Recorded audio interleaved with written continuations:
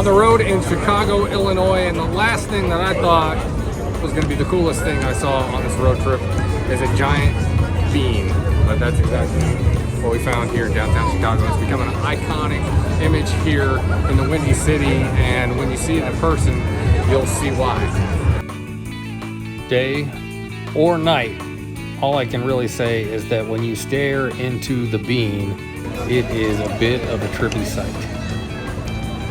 It's actually called the Cloud Gate and was constructed after a design competition that wasn't without controversy.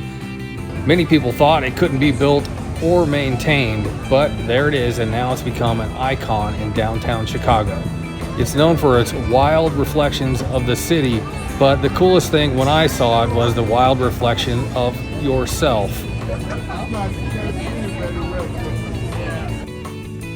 My daughter Alley Cat was the reason we went to this thing because she really wanted to see it, and I think she described it perfectly. It's cool. It's really trippy on the inside. What's trippy about it? The reflections are distorted, and So when you look up at the very top reflection, what does that seem like to you? it looks very far away, and you can't tell how far it actually is. Surprised how clear the picture is, and it looks like you're so far away. Yeah. One of the things that makes the bean so popular is the interactivity of seeing your own reflection and the reflection of the skyline in it. It's what is drawing people here from all over the world to check it out and check themselves out in the cloud.